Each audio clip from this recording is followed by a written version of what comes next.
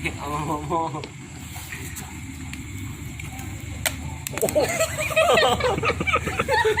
โอ้มาได้วันนี้ลาบปลาชีนายวันนี้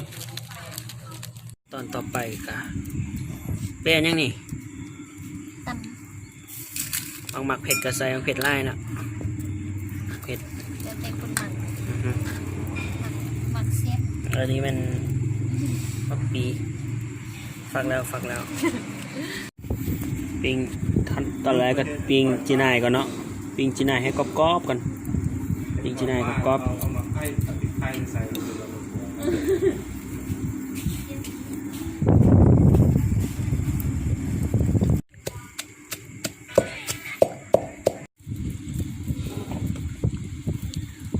อะไรดีแบบนี้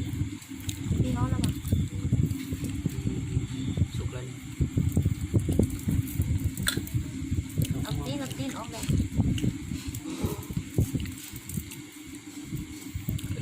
เคยกินหรือเปล่าร้านกินไหนเนาะมื้อนี้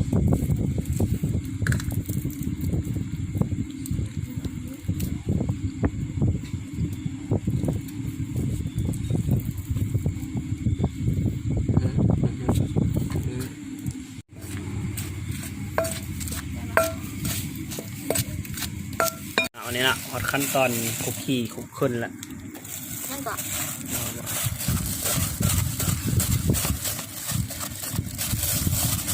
เอามือมาใส่ก็ได้ใส่เลยนะตัวนี้ฮอตตอนจะปรุงแล้วนะคะขั้นตอนต่อไปก็จะเอามาปีใส่พอประมาณค่ะประมาณ2 กรัมเล็กใส่แล้วใส่เลยขั้นตอนต่อไปขั้นตอนที่2ก็จะมีต้องวอลไล่ ใส่ขาด้วยแล้วก็จะคนอย่าฟ้าว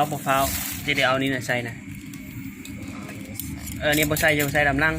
บ้านนั้นเอาแป้งนัวใส่บ่ใส่โยนี่นะบ่ใส่อยู่เอาแป้งนัวใส่ก่อนหมักแป้งนัวใส่พอประมาณแล้วก็ตามด้วยข้าวคั่วแล้วกับปลาแดกข้าวคั่วบดนะคะใส่พอประมาณเหมือนกันอันซอยนั่นไหมใส่เอาเผ็ดเอาเผ็ดไปเดี๋ยวมาใส่นะเดี๋ยวเผ็ดย่าเลยปลาแดกเอาเผ็ดดิบมาไหมตามด้วยปลาแดกออดใส่2 ช้อนปลาจีเค็มแล้วก็จะคนขั้นตอนต่อไปก็คนให้เข้ากันนะคะ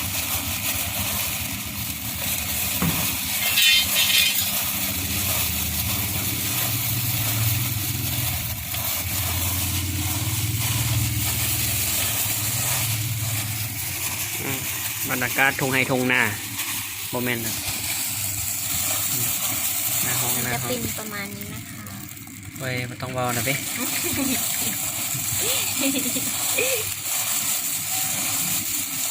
อะไรตีเอาผักใส่ก่อนนะผักหอมซอยนะคะ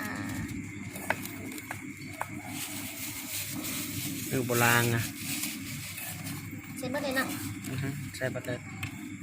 แล้วก็คนแล้วก็เราจะให้เซฟที่อยู่ข้างนอกเข้ามาชิม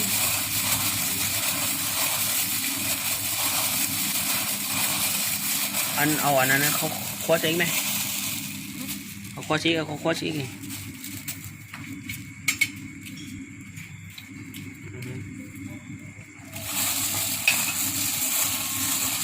ว่านี่ไงหัดใส่บ้างหน้าป่ะ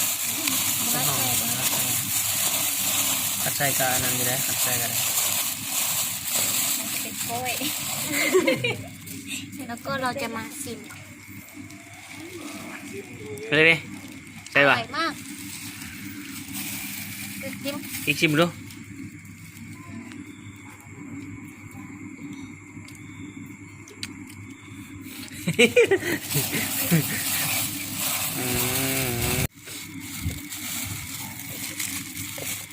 อ้ลาบจีนายลาบจีนาย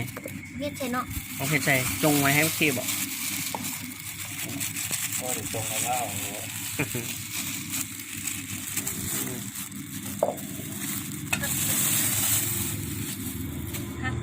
ลาบจีนายเด้อลาบจีนายเด้อถ่ายเลยเร็วเด้อลาบจีนายนี่เอาโม่พอ